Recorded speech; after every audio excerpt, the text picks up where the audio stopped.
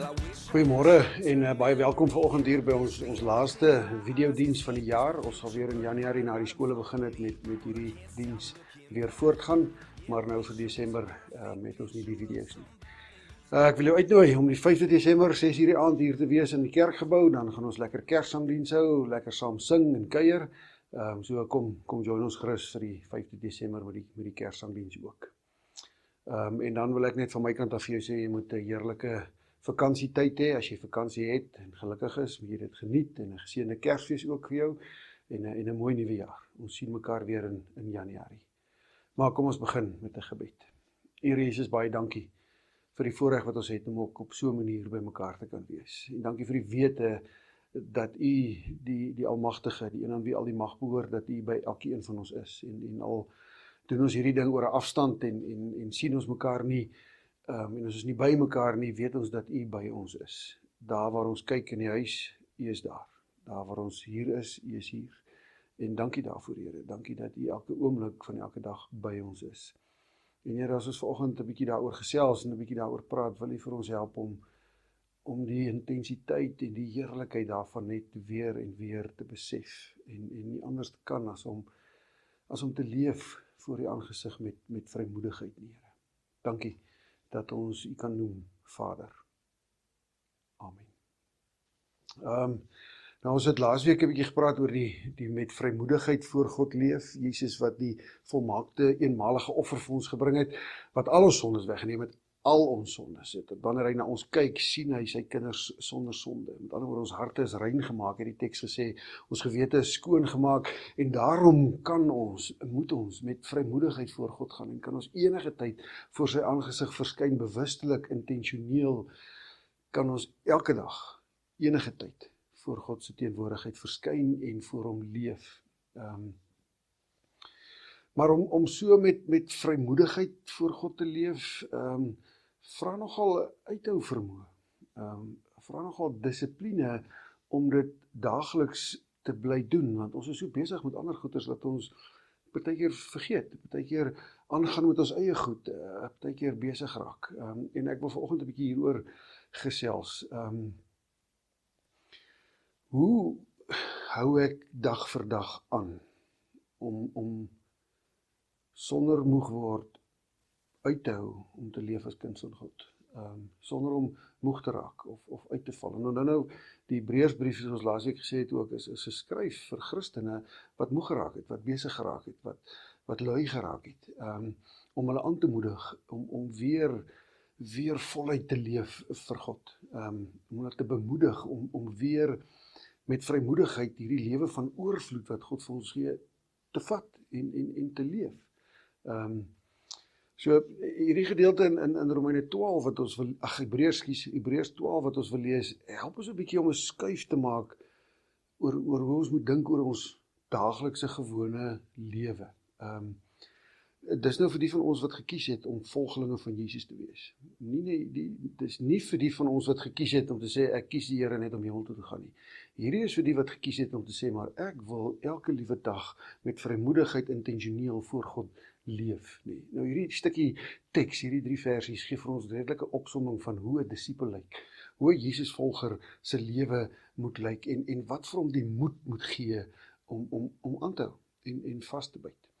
Met ander woorde, dit gee vir ons 'n kort opsommingkie van hoe jy moet elke dag inruim, sodat jy nie moeg word en uitsak nie. Maar kom ons lees, Hebreërs 12 vanaf vers 1. Terwyl ons dan so groot skare geloofsgetuies rondom ons het, laat ons elke las van ons afgooi, ook die sonde wat ons so maklik verstrik, en laat ons die wedloop wat vir ons voorlê met volharding hardloop. Die oog gefestig op Jesus, die begin en die volëinder van die geloof. Terwille van die vreugde wat vir hom in vooruitsig was, het hy die kruis verduur, sonder om vir die skande daarvan terug te deins. En hy sit nou aan die regterhand van die troon van God. Hou hom voor oë, wat so 'n vyhandige optrede van die sondaars teen hom verdra het, dan sal julle nie geestelik moeg word en uitsak nie. Ons is kinders van God, ons wat vir Jesus elke dag wil navolg, het 'n doel in die lewe. Daar's 'n rede hoekom ons hier is. God het 'n plan vir elkeen van ons. 'n rede hoekom jy werk waar jy werk, hoekom jy getroud is met wie jy getroud is, hoekom jou kinders is wie hulle is, hoekom jou skoonmense is wie hulle is, hoekom jy die pad ry wat jy ry werk toe. Daar's 'n rede vir elke liewe ding in jou lewe. Dis nie sommer net per ongeluk nie. Dis nie sommer net, ek was lucky, ek het hierdie werk gekry. Nee, Psalm 139 sê dit ook, nee. As jy toe jy nog in jou ma se moederskoot was, het God jou al geken en geweet hoe jy gaan lyk, en het hy 'n klomp drome en gedagtes oor jou gehad.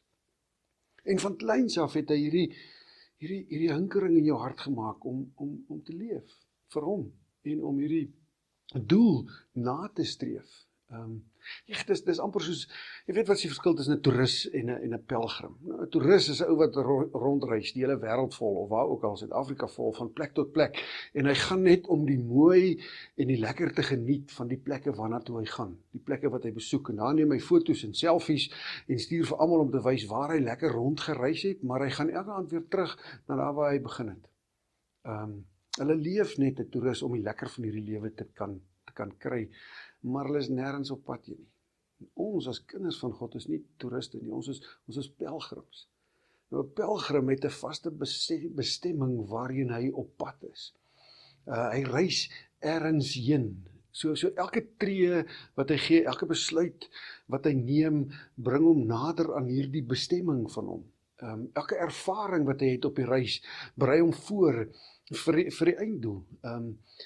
Help hom om meer te word en by die doel uit te kom. Nie?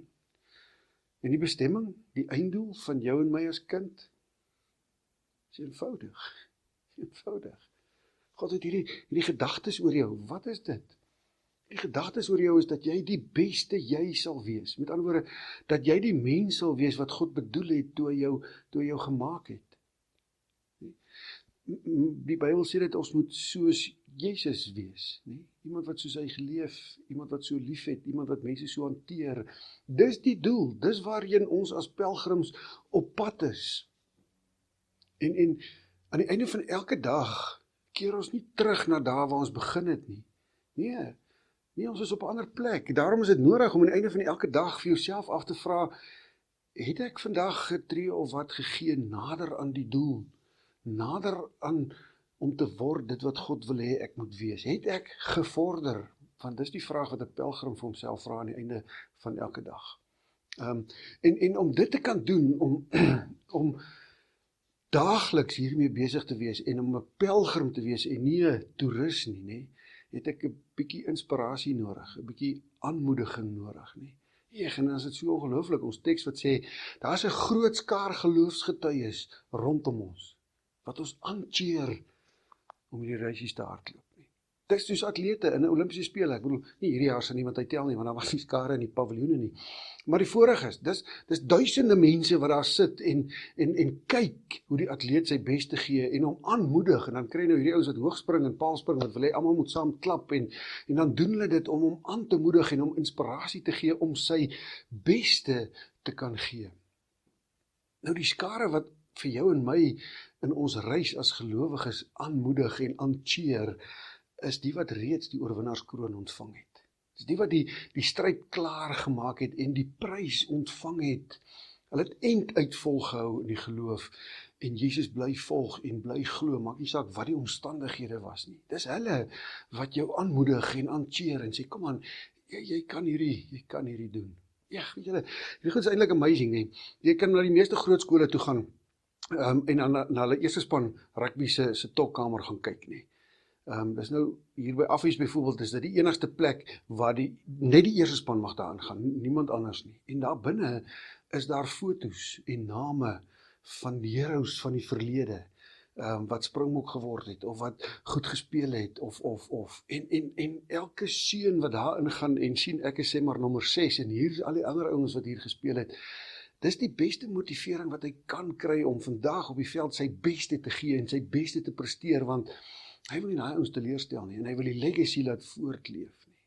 Nou hoofstuk 11 van Hebreërs vertel ons van hierdie geloofshelde wat ons aancheer, manne en vroue wat deur moeilike en slegte omstandighede gegaan het, maar wat vasgehou het en aangehou het, en die prys betaal het en dan ook die prys ontvang het. Dis hulle wat jou aanmoedig. Meer motivering het ons nie nodig nie, om te sê, maar as manne en vroue wat voor ons gegaan het en hierdie reis saam met Christus geloop het, dit motiveer 'n ou om 'n ekstra effort in te sit in hierdie resies. Dit motiveer 'n ou om so te oefen dat ek seker is ek gaan die wedstryd kan klaarmaak en ek gaan my beste, meer as my beste kan gee. Nou, mens raak ook nie moeg nie, want as jy het ook die regte gawe of tools tot ons beskikking om te kan doen elke dag en te kan mee besig wees. Tools wat ons keer dat ons moeg raak.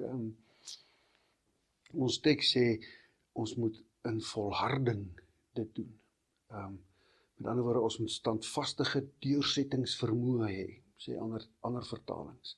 Nou, standvastige deursettingsvermoë is hoor mooi, is om geduldig aan te hou en aan te hou en aan te hou. Dis volharding, is om met geduld aan te hou en aan te hou. Nie die tipe geduld wat net gaan terugsit en aanvaar, dis nou maar hoe dit is, what will be. Nee, maar 'n geduld en 'n aanhou doen en beheer te neem oor omstandighede, te doen wat ek kan. Hoor wat sê Psalm 37 van Dawid, moet jou nie ontstel oor skelms en jou kwel oor skurke nie, want soos gras vergaan hulle gou en soos groenigheid verdwyn hulle sommer. Dawid sê, moet nie worry oor hierdie mense wat skelm is en wat ryk is en wat lieg en bedrieg en wat weet nie wat alles doen nie en wat jou vreugde en jou vrede steel. Moenie oor hulle gaan nie. Hulle sal op ergens kry wat hulle toekom. Maar wat moet jy doen? Hoor vers 3. Vertrou liewer op die Here en doen wat goed is. Woon en werk rustig voort. Vind jou vreugde in die Here en hy sal jou gee wat jou hart begeer. Laat jou lewe aan die Here oor en vertrou op hom. Hy sal sorg. Daar's seker goed in die lewe wat jy iets kan aandoen. Maar daar's seker goed in die lewe wat jy absoluut niks kan aandoen nie. Volharding is om geduldig aan te hou met die dinge wat jy iets kan aandoen. Om dit aan te hou bly doen, dag vir dag. En daarin jou beste gee. Jy het beheer oor sekere goed. Neem die beheer oor dit en hou aan daarmee dag vir dag. En dan vertrou jy op die Here. Ons weet wat is die regte goed om op te tree teenoor byvoorbeeld die buurman wat ons nie van hou nie. Jy daaroor beheer.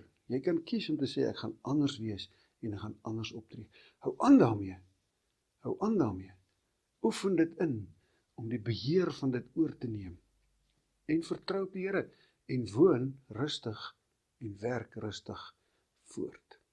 Met ander woorde, leef jou lewe dan met vrymoedigheid voor die aangesig van God. En aanvaar dit wat jy kan doen en doen dit met oorgawe, vind daarin vreugde, sê die Psalm, en laat jou lewe dan oor aan die Here. Hy bepaal die toekoms. Laat jou seer aan hom oor, laat jou toekoms aan jou oor, laat jou werk aan hom oor, laat die moeilike omstandighede aan hom oor, laat jou huwelik aan hom oor, laat jou kinders aan hom oor, jou kleinkinders, jou ouerskap, jou oupaskap, laat dit oor aan die Here, en dit wat jy aan kan doen, doen dit voluit, en die Here sal sorg vir die ander deel. Hoor dit mooi, doen wat jy kan doen, volhard daarin, en los die res vir die Here.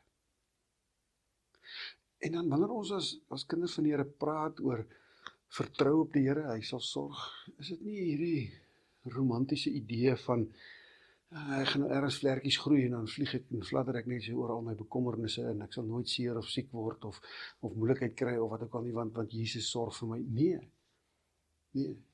As ons vertrou op die Here, is dit om geduldig aan te hou doen dit wat ek kan doen, en aan te hou doen dit wat ek kan doen, en aan te hou doen dit wat ek kan doen, en die res los ek in die Here se hande. Vasberade, aanhoudend, dit te bly doen. En dan wonder ek, hoe moet dit gebeur? Ons het die perfekte voorbeeld van so aanhou om te doen. En dis Jesus. Dis Jesus. Nou, hy verwag nie van jou en my dit wat hy self nie gedoen het of kan doen nie. Nee, het veel erger as wat hy van ons verwag het hy self gedoen. En het hy verduur. Hoor wat sê Filippense 2, wat moet ons doen? Sê dieselfde gesindheid moet in julle wees wat daar ook in Christus Jesus was. Hy wat die gestalte van God was, het sy bestaan op God gelyke wyse nie beskou as iets waaraan hy moes vasklem nie. Maar hy het homself verneder deur die gestalte van 'n slaaf aan te neem en aan mense gelyk te word. En toe as mens verskyn het, het hy homself verder verneder. Hy was gehoorsaam tot in die dood, ja die dood aan die kruis. En dan gaan die teks verder en hy vertel vir ons, dis die rede hoekom God hom verhoog het en hom die oorwinnaarskroon gegee het. Jesus het sy doel gehad, dit wat hy moes kom doen het, en dit is vir hom duidelik uitgespel gewees, hy het presies geweet wat hy doen en daarom het hy geduldig volhard en aangehou doen wat hy moet doen, sodat die doel kon gebeur. Dit het hom die rede gegee om te verduur tot aan die kruis. Sy pad van volharding het hom gelei tot op die kruis. Op hom as voorbeeld moet ons oë vestig. Hom moet ons dophou, hoe hy volhard het, wat hy in volhard het. Sy optrede teenoor mense, sy liefde vir mense. By hom moet ons leer hoe om vas te byt. Hy het gedurig, het hy alleen gegaan en by die Vader gaan sit en krag, en met hom gesels en met hom gebid en sy krag gekry. Sy manier van leef met mense, van oplei van ander. Dis die doel, om dit na te streef. En dan soos die atlete van ons teks, moet ons oë gefestig op dit, dis die eindstreep, is om so te wees. En die wete, as Jesus dit kon doen, en hierdie skare rondom ons dit kon doen, dan kan ek ook. Ek moet net aanhou, maar is meer as 'n voorbeeld. Hy het ons nie alleen gelos om hierdie pad op ons eie te loop nie. Nee, hy het beloof, voor hy in die hemel opgeneem is, ek sal elke oomblik van elke dag by julle wees. Elke tree van elke stukkie reis sal ek saam met julle reis. Die moeilike, die maklike goed, ek is daar saam met julle en hy doen dit deur sy gees wat hy gegee het, wat in elkeen van ons woon. En dis die gees van God wat ons aanmoedig, wat ons versterk, wat ons gesond maak, wat ons herinner aan goeders, wat ons die guts gee, wat elke tree saamloop, wat ons die geduld gee om aan te hou doen, maak nie saak wat die omstandighede is of die resultate is nie, maar om volhardend aan te hou. 'n lewe van oorvloed is wat God vir ons wil gee.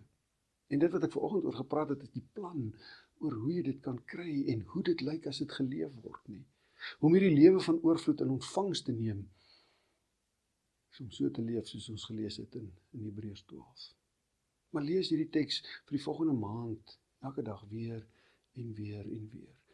Maak dit deel van wie jy is. Maak jou doel, as ek wil word, hierdie mens wat God wil hê ek moet wees. Wees daarmee besig elke dag, volhard geduldig daarin. Wees bewus dat daar 'n skare is wat jou aancheer en sê, kom aan. Jy kan met geduld aanhou bly doen, en hou jou oë gefestig op Jesus. Hy is ons voorbeeld en hy is elke tree van die reis saam met jou. Mag hierdie Kersfees vir jou wakker word weer van hierdie wie jy is. En mag daar 'n branding in jou hart begin. Sê ek wil hierdie lewe van oorvloed leef. En volg dan Hebreërs 12 se pad. Amen.